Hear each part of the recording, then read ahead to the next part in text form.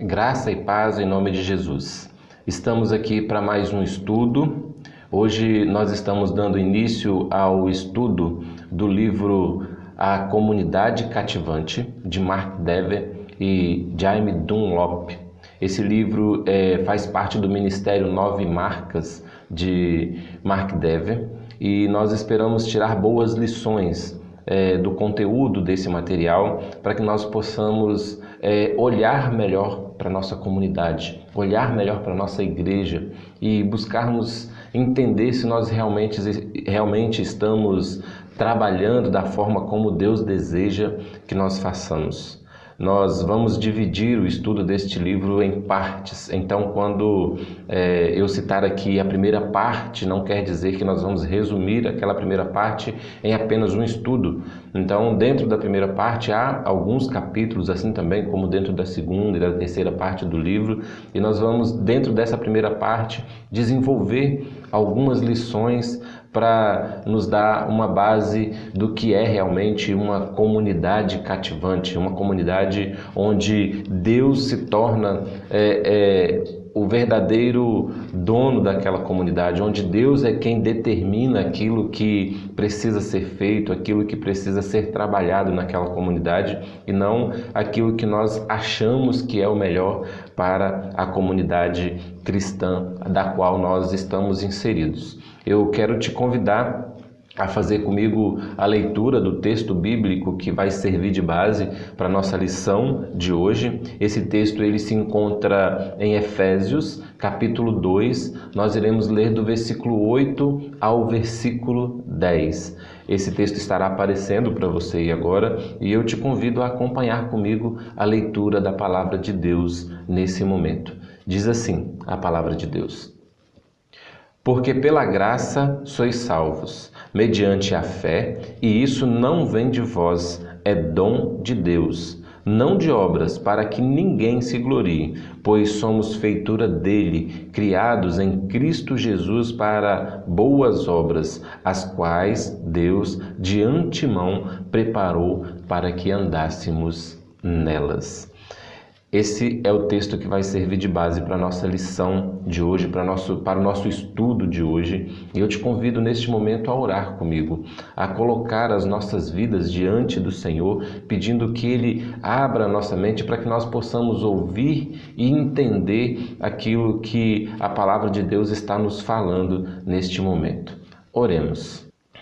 Obrigado, Senhor, pela Tua palavra lida, ó Pai, neste momento, que esta palavra possa falar aos nossos corações, ó Deus, que nós possamos, ó Deus, olhar para a nossa comunidade com um olhar que vem do Senhor, ó Pai, que nós não venhamos a achar que somos capazes de fazer algo, ó Pai, por nós mesmos, mas que tenhamos a certeza de que tudo que fizermos, ó Deus, seja para honrar e glorificar o nome do Senhor, Pai. Fale aos nossos corações, fale, ó Pai, a cada pessoa que está nos acompanhando neste momento, Deus, é a oração que eu faço, Deus, em nome do Teu Filho amado Jesus. Amém e amém. Vamos então ao tema do nosso estudo de hoje. Como eu já falei anteriormente, nós vamos dividir esse estudo em partes e em capítulos. Cada parte terão alguns capítulos a ser estudados. Nós estamos na primeira parte, é a primeira lição, é o primeiro capítulo que nós estamos vendo hoje, e esse capítulo em específico, ele vem com o seguinte tema: 2 visões de comunidades. Então, nós vamos olhar para esse estudo e olhar para a nossa comunidade, olhar para a nossa vida e ver o que nós estamos fazendo na nossa comunidade, se é a forma correta de nós agirmos, se nós estamos fazendo igreja da forma como Deus deseja que a nossa igreja seja feita, se nós estamos realmente cumprindo aquilo que é a vontade de Deus para a nossa igreja. E eu quero começar te apresentando 2 comunidades. Nós vamos ver que essas comunidades elas têm muita coisa em comum. Muita coisa dentro das 2 comunidades são bem parecidas, mas nós vamos ver que há uma grande diferença entre estas 2 comunidades. Começando quando nós falamos um pouco sobre cada uma delas. A primeira comunidade que eu te apresento é uma comunidade teologicamente liberal. enquanto que a outra é uma comunidade teologicamente conservadora. Isso já faz uma grande diferença para nós cristãos, quando nós olhamos uma comunidade totalmente liberal e olhamos para uma comunidade totalmente conservadora. Sabemos que há comunidades que se dizem cristãs e que também se dizem liberais. E há comunidades cristãs que são mais conservadoras. Eu quero apresentar para você, e agora vai estar aparecendo aí para você acompanhar comigo, algumas situações em que estas comunidades são muito parecidas.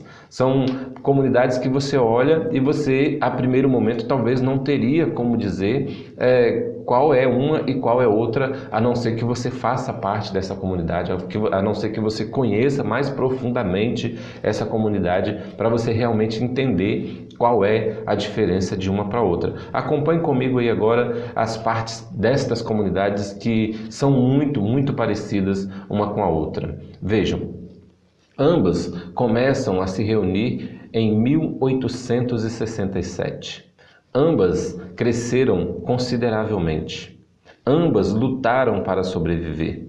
Ambas as congregações haviam diminuído em número na última parte do século XX.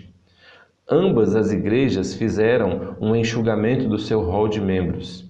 O futuro de ambas estavam em questão. Ambas as igrejas voltaram a crescer nos últimos anos da década de 90. Ambas atraíram pessoas jovens que se mudavam para a cidade. Ambas voltaram a criar raízes na vizinhança. Ambas as congregações cuidam dos pobres na vizinhança. Ambas fervilham de atividades no domingo de manhã e durante toda a semana. Ambas recebem atenção da imprensa secular por sua comunidade de interesses e cuidados mútuos. Agora nós vamos ver qual a diferença dessas duas comunidades. A primeira diferença gritante que eu apresento para você é a seguinte. O pastor de uma destas comunidades, da comunidade liberal, é um pastor que ele se diz não acreditar na expiação, não acreditar na ressurreição de Cristo. Ele chega a dizer que ele não tem certeza sequer da existência de um Deus Todo-Poderoso. O logotipo da igreja conservadora é Romanos 10:17, que diz assim: a fé vem pelo ouvir. Enquanto que o logotipo da igreja liberal, e ela é sim chamada de igreja, é a igreja de comunhão aberta. Então aqui a gente já percebe que há grandes diferenças entre uma comunidade e a outra. Mas nós podemos observar aqui que ambas as igrejas caminham lado a lado. Inclusive, o autor do livro, que conta a história dessas duas comunidades, segundo ele conheceu as duas comunidades, elas ficam próximas uma da outra. Uma, inclusive, é a igreja da qual ele faz parte, claro, a igreja conservadora, e a outra é a igreja da sua vizinhança. Eu creio que nós vamos conhecer um pouco mais dessa igreja no decorrer do estudo deste livro. É uma história real. É algo que realmente foi presenciado, algo que realmente aconteceu. As datas colocadas aqui são datas que realmente existiram, de duas comunidades que caminharam juntas durante todo esse tempo, que aqui foi colocado, desde 1867, passando por todas as dificuldades, mas as duas continuaram funcionando, continuaram sobrevivendo a tudo isso. Sendo uma comunidade crendo no poder do Evangelho e sendo a outra comunidade de um pastor, naquele momento em que foi feito essa busca, essa pesquisa, de um pastor que sequer acreditava na existência de um Deus verdadeiro, de um Deus todo-poderoso que criou todas as coisas. O meu argumento diante de tudo isso: você não precisa de Deus para produzir comunidades numa igreja. Eu coloco aqui como meu argumento, mas é também da forma como o autor coloca em seu livro. Ele, olhando para essas duas comunidades, ele conseguiu chegar a essa conclusão de que nós não precisamos de Deus para produzir uma comunidade numa igreja. Mas como assim edificar uma comunidade sem o Evangelho? Talvez você que esteja vendo esse vídeo agora, você creia no poder do Evangelho de Cristo Jesus, creia num Deus santo, creia no poder da expiação, creia que a Bíblia é verdadeiramente a palavra de Deus. Talvez você creia tudo isso e você pense que a realidade de uma comunidade sem o Evangelho não é um perigo para você, certo? É exatamente nesse ponto que eu pretendo desafiá-lo. Porque muitas vezes nós, sem perceber, estamos criando comunidades sem o Evangelho o tempo todo. Na minha opinião, nós estamos caminhando como igreja, nós estamos de uma forma não intencional, produzindo o tempo todo uma comunidade que é capaz de caminhar, mesmo que o Evangelho não se fizesse presente nessas comunidades. E esse é o grande problema. Esse é o ponto que esse estudo traz para nós. Que nós precisamos olhar para as comunidades, olhar para o que está à nossa volta e observar. Se nós tirarmos o Evangelho, será que a nossa igreja continua caminhando? Se nós, a partir de hoje, entendêssemos, que nós não precisamos mais de Deus, que nós não precisamos mais do Evangelho, tudo aquilo que nós construímos continuaria a existir sem a presença do Evangelho? Esse é o grande foco desse estudo. Porque por mais que nós venhamos a pensar, não, mas tudo depende de Deus, tudo é Deus quem nos dá, se não for da vontade de Deus não vai acontecer. Eu concordo com você, penso igual a você diante de tudo isso, mas nós temos que entender que nós precisamos olhar para esse ponto, para esse argumento, quando nós estamos falando da nossa vida espiritual. Quando nós estamos falando daquilo que é mais importante para nós, que é a nossa salvação em Cristo Jesus. Quando nós estamos buscando fazer aquilo que vai glorificar o nome de Deus e que vai fazer diferença na nossa salvação. Mas quando nós falamos dos nossos atos no dia a dia, muita coisa que nós fazemos nem sempre vai estar glorificando a Deus. E esse é o grande risco, porque muitas vezes nós estamos fazendo isso dentro das nossas comunidades e de forma inconsciente. Nós precisamos aqui dar alguns exemplos. Eu quero apresentar para você algumas situações que podem estar acontecendo dentro da nossa igreja. E quando eu digo a nossa igreja, eu não estou falando especificamente da Igreja Batista Central de Vitória, da igreja evangélica como um todo. Talvez você que esteja me acompanhando agora neste momento não é membro da nossa igreja, é membro de alguma outra igreja e talvez esta também seja a realidade da sua igreja. E eu quero também dizer para você que não quer dizer que tudo está errado e que você agora acabou de descobrir que, poxa, então eu não servi a Deus durante esse tempo todo. Não, não é isso. O que nós estamos tentando mostrar aqui é que há como nós mudarmos a nossa forma de pensar comunidade cristã, mudarmos a nossa forma de agir dentro da comunidade cristã, canalizando os nossos esforços na direção correta, na direção que aponta para Cristo Jesus. E não fazermos simplesmente aquilo que o nosso coração entende que é a forma melhor de fazer. Vou dar alguns exemplos, como eu disse.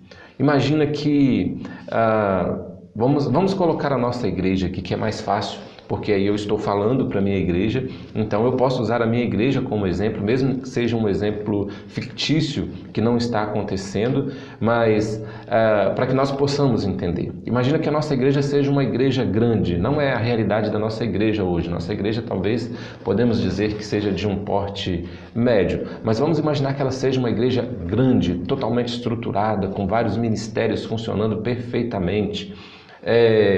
Ministério para casais, ministério para jovens, ministério para mães solteiras, ministério para skatistas, ministério para esportistas, todos os ministérios funcionando perfeitamente dentro da igreja.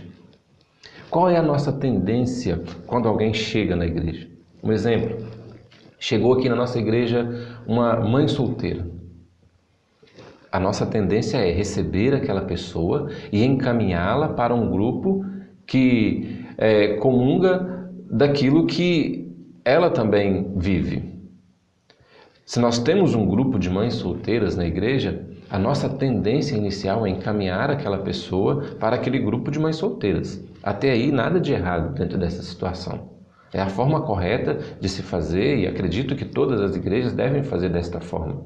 Se chega aqui um skatista, vamos dizer que a nossa igreja também tenha um ministério para skatistas. O que nós vamos fazer? Olha, ele se identifica com os meninos do skate. Então nós vamos encaminhá-lo para lá. Chega na nossa igreja uma família, né? Um pai, uma mãe, um filho jovem e uma filha na idade de juniores.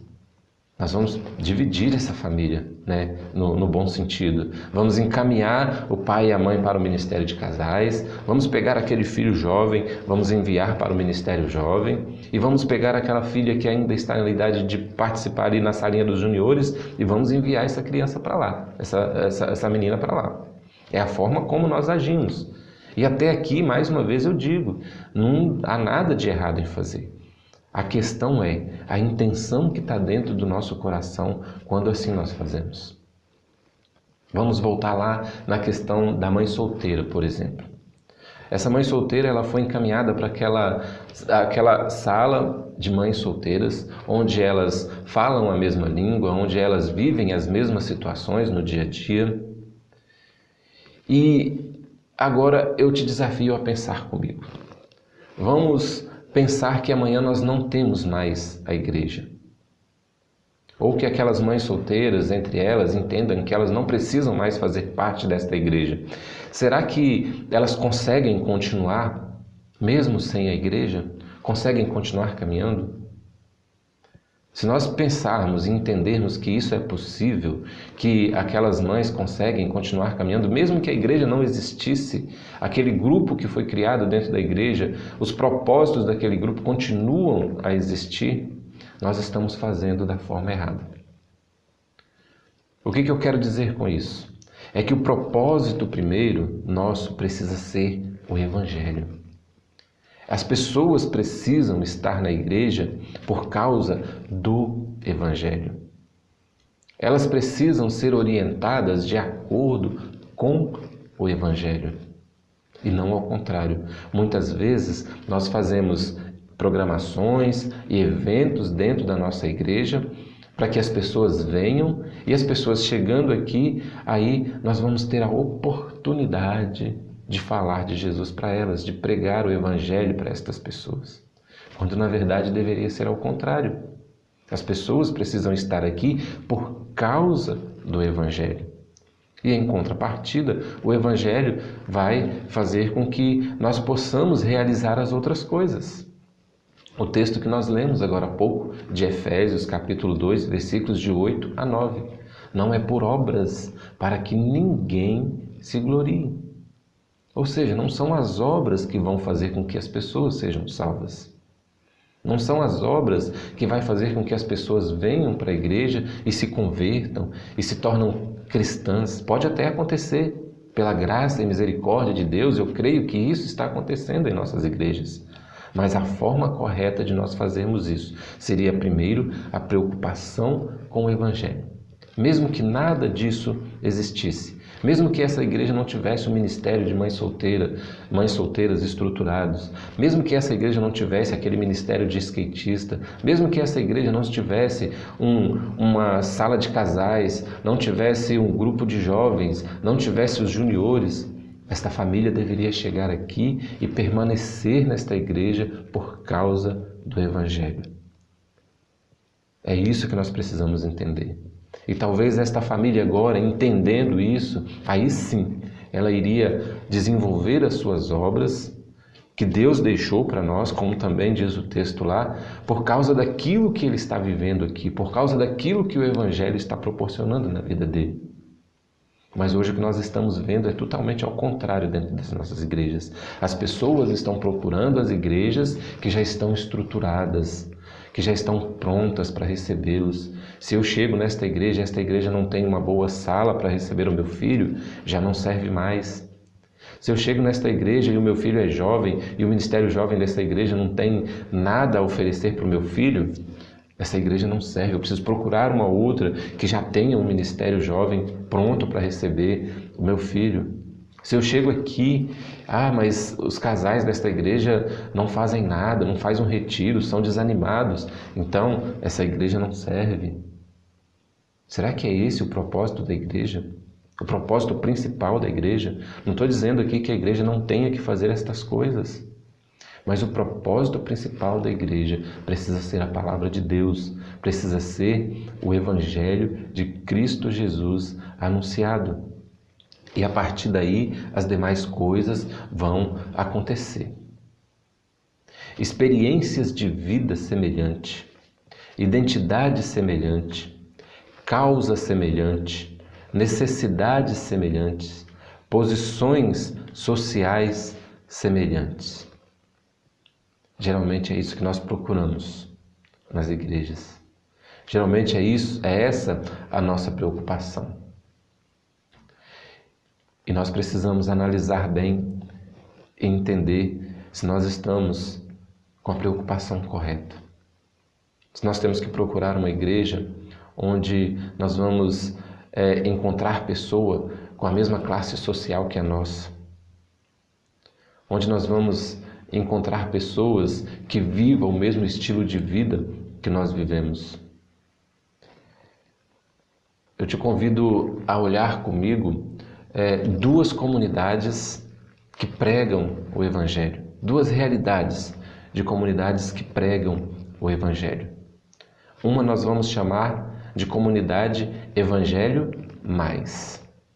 A comunidade Evangelho Mais é onde quase todo relacionamento está fundamentado no Evangelho mais alguma coisa. E a outra é a comunidade que revela o Evangelho. A comunidade que revela o Evangelho é onde muitos relacionamentos jamais existiriam se não fosse a verdade e o poder do Evangelho, ou por causa da profundeza do cuidado recíproco, ou porque as duas pessoas no relacionamento têm pouco em comum, exceto Cristo. No entanto, uma comunidade que revela o Evangelho não é a nossa prioridade, não é verdade? Porque é muito mais fácil a comunidade do Evangelho mais, né? O Evangelho mais alguma coisa. O Evangelho mais uma situação legal que acontece ali. Se torna muito mais fácil para você alcançar as pessoas, para você trazer as pessoas. Se nós fazemos isso com a certeza de que o mais importante é o Evangelho, talvez até possa ser que a nossa motivação é correta, mas o problema é quando nós descobrimos que se não tiver o mais, o Evangelho não acontece. Esse é o grande perigo. Essa é a grande questão. O Evangelho precisa ser anunciado, mas não importa o que aconteça, ele precisa ser anunciado. Não é o Evangelho mais uma pizza no final do culto. O Evangelho mais... Não. Tudo isso, é claro, é importante. Nós podemos sim, ter bons momentos juntos. Fazemos muito isso aqui na nossa igreja, nos finais dos nossos cultos. Mas tenho certeza de que a preocupação maior precisa ser que as pessoas estarão aqui, independente do que aconteça no final do culto. Mesmo que termine ali, cada um vá para a sua casa.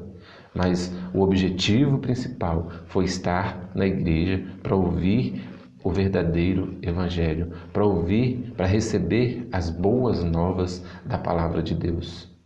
O resto precisa ser consequência. E não ao contrário. Hoje nós estamos vivendo comunidades onde as coisas precisam acontecer para que nós consigamos anunciar o Evangelho.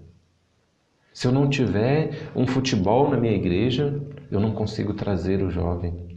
Se eu não tiver um retiro de casais na minha igreja, eu não consigo trazer os casais. Não pode ser assim. Tem que ser ao contrário. Na minha igreja eu prego o Evangelho. Na minha igreja, as pessoas vêm sedentas por ouvir a palavra de Deus. E lá também, aí sim, nós jogamos futebol, nós participamos de retiros, nós ficamos no final do culto para um bate-papo gostoso, fazer um lanche.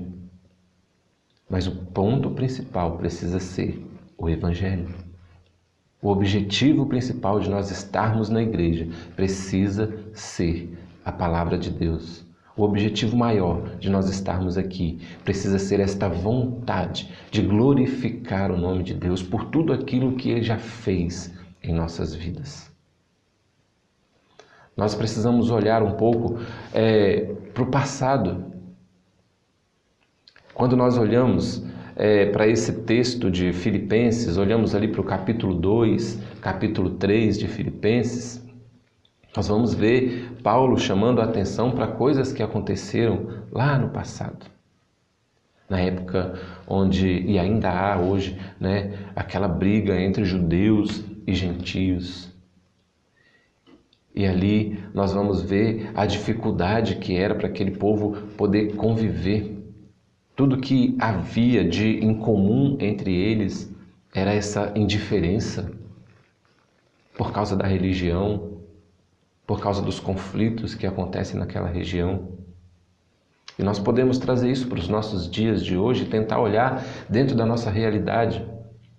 Hoje, trazendo para próximo de nós, nós podemos olhar dentro do nosso próprio país, Quanta amargura no coração, quanta indiferença entre, por exemplo, o mundo político que nós vivemos, a direita e a esquerda. Se um pudesse, matava o outro.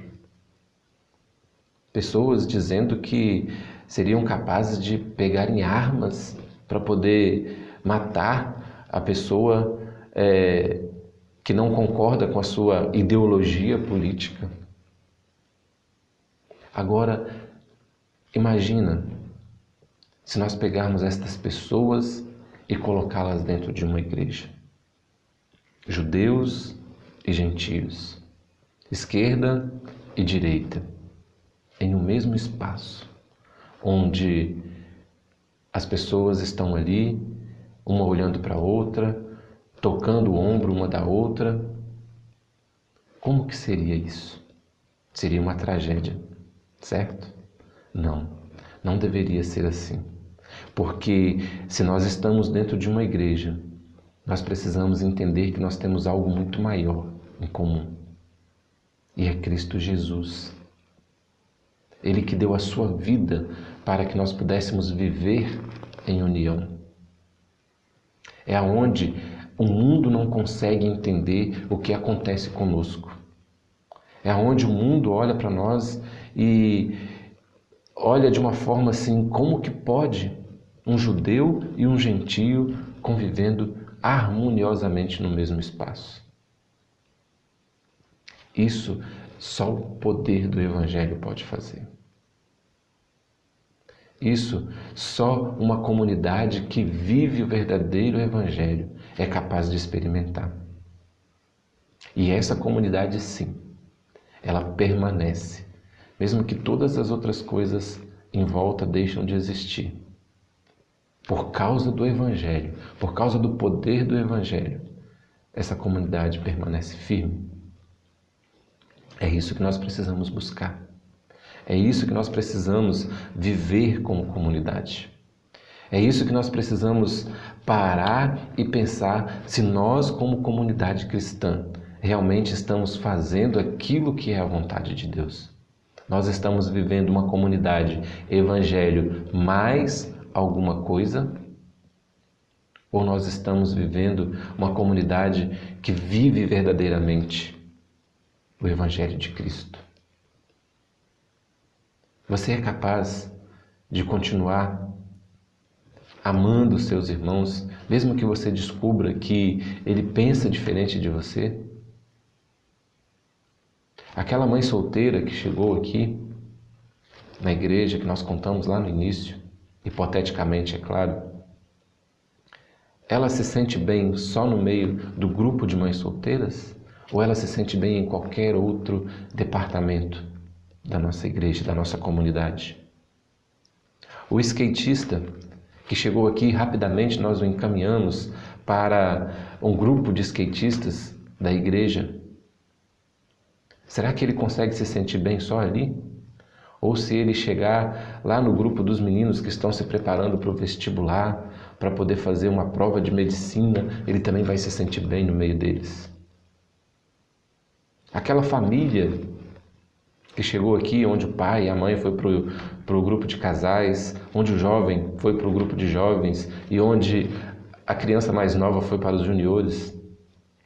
Será que no momento de comunhão da igreja, todos eles conseguem harmoniosamente comunicar-se com todo mundo e se sentir bem no meio das demais pessoas?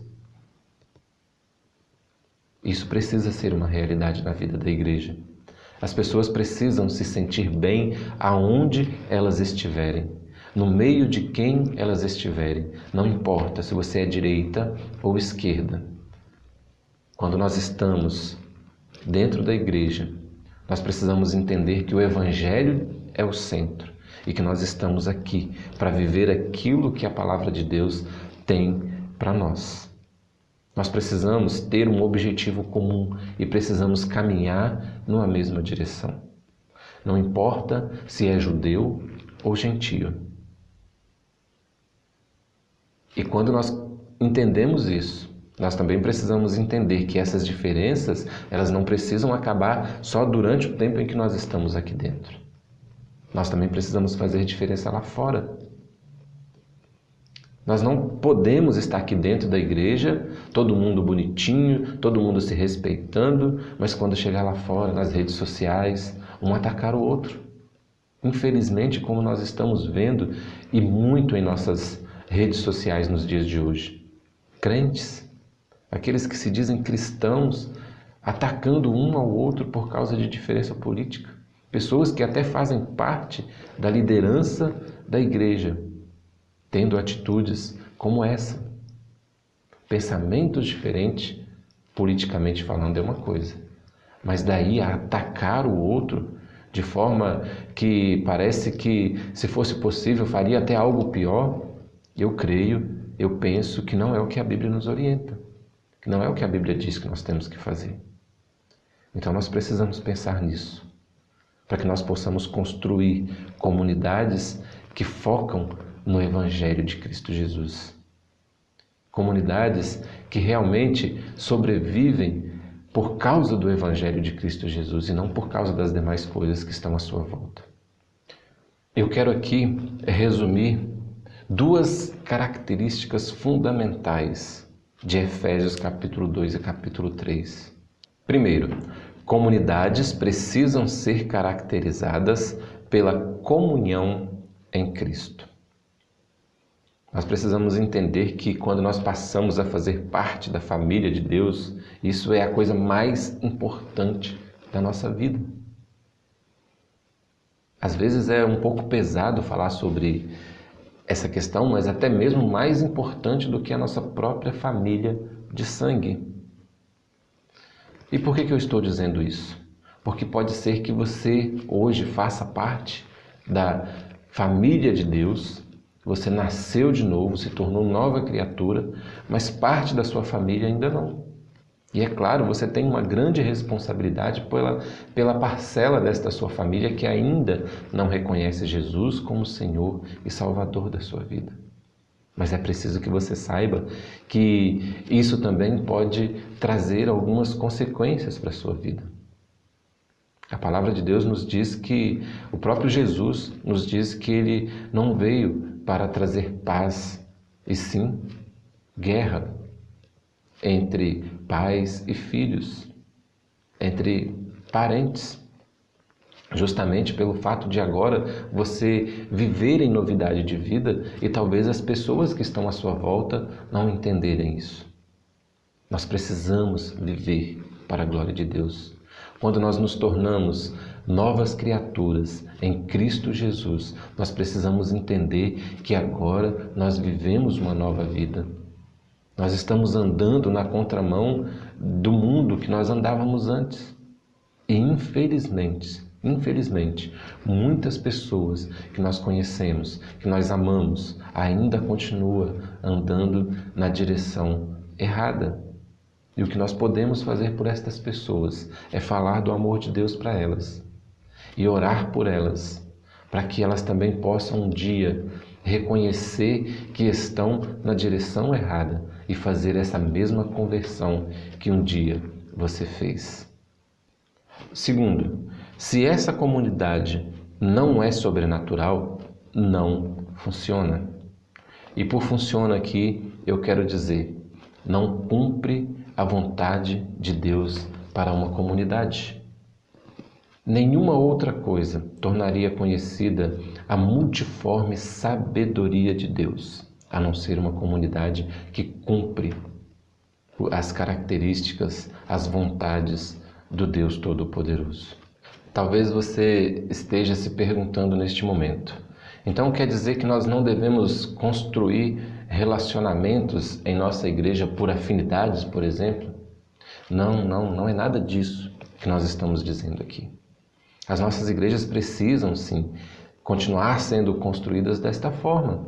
As pessoas precisam ter afinidade umas com as outras. Cada igreja tem a sua cultura principal. E isso não é errado. A nossa preocupação precisa ser se isso está sendo apenas um pretexto para que as pessoas venham para a nossa igreja. Se o ponto principal da nossa igreja está sendo alcançar as pessoas por aquilo que ela é. A nossa preocupação está sendo com a pessoa e não com o Evangelho. Esse é o grande problema. Nós precisamos nos preocupar em anunciar o Evangelho da melhor forma possível.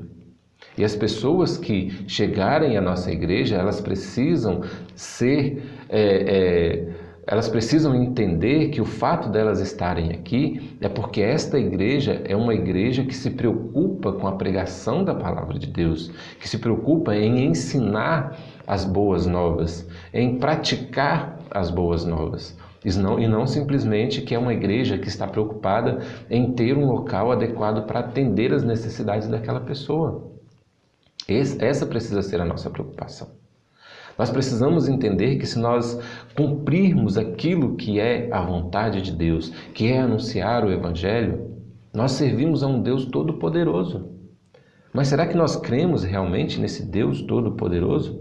A ponto de acharmos que nós temos que dar um jeitinho para que as pessoas venham e permaneçam na nossa igreja? Esse não pode ser o foco. O foco precisa ser: eu creio no Deus Todo-Poderoso. E eu prego a palavra de Deus, eu prego o Evangelho para que as pessoas venham. E eu crendo que se eu prego o Evangelho e as pessoas vêm à minha igreja por causa da pregação da palavra de Deus, as demais coisas serão acrescentadas, arranjadas, para que as pessoas permaneçam aqui. E não ao contrário, como nós muitas vezes fazemos. Nós precisamos investir na estrutura da nossa igreja, nós precisamos gastar dinheiro para ter um ar-condicionado que funciona, nós precisamos gastar dinheiro para ter cadeiras confortáveis no nosso templo, nas nossas salas de EBD, nós precisamos gastar dinheiro para ter o melhor berçário da cidade, a igreja com o melhor berçário, porque é isso que as pessoas procuram. Olha onde está a nossa preocupação. Enquanto nós deveríamos pensar em investir os recursos que não são nossos, são do Senhor, para que a palavra de Deus fosse anunciada. Foi para isso que Jesus enviou os seus discípulos, para que eles pregassem o Evangelho, para que eles batizassem em nome do Pai, do Filho e do Espírito Santo. Não foi para que eles construíssem igrejas, não foi para que eles fizessem estruturas maravilhosas. Não, foi para que a palavra de Deus fosse anunciada. E o nosso papel hoje é continuar o trabalho que um dia foi iniciado. E o trabalho que foi iniciado foi esse, foi de anunciar a palavra de Deus. Inclusive Jesus, quando os enviou, disse que eles não precisavam levar muitas coisas, somente o suficiente. Por que será? Nós precisamos pensar nessas coisas. Nós precisamos nos preocupar em anunciar a palavra de Deus simplesmente. E acreditar e confiar que as demais coisas, quem nos dá é o próprio Deus. A estrutura, quem nos dá é o próprio Deus. É vontade dele que a palavra de Deus seja anunciada. É desejo dele que eu use a minha vida para que a palavra de Deus seja pregada. Então eu preciso crer que essa estrutura, que tudo aquilo que eu preciso para que o Evangelho seja anunciado da melhor forma possível, Ele vai prover. E é claro que Ele provendo, eu também não posso ser relaxado a ponto de acreditar que eu posso fazer de qualquer jeito. Mais uma vez eu digo, é apenas a ordem das coisas é que vai fazer toda a diferença. As duas coisas são importantes, mas a palavra de Deus, a necessidade de pregar o Evangelho precisa sempre estar em primeiro lugar em nossas vidas. Olha que interessante esta fala do autor aqui. Precisamos lançar os alicerces para ter uma comunidade em que possamos depender de Deus para crescer. Uma comunidade cujas atração e beleza alcançarão os céus. Esse precisa ser o nosso objetivo, alcançar os céus. E não simplesmente alcançar as necessidades deste mundo, as necessidades das pessoas aqui neste mundo. Isso precisa ser apenas consequência daquilo que nós fazemos para alcançar os céus. E assim nós estamos encerrando este estudo de hoje. E eu te convido na próxima semana a estar conosco, a continuar a acompanhar conosco o estudo deste tema tão importante. E no capítulo 2, nós vamos examinar o que, em primeiro lugar, torna sobrenatural uma comunidade sobrenatural. Não deixe de acompanhar conosco a continuidade desse estudo. Tenho certeza que vai ser bênção na nossa vida. Que Deus possa te direcionar, que Deus possa abençoar a sua vida e abrir o nosso entendimento para aquilo que é a vontade de Deus para as nossas vidas. Que Deus o abençoe em nome de Jesus.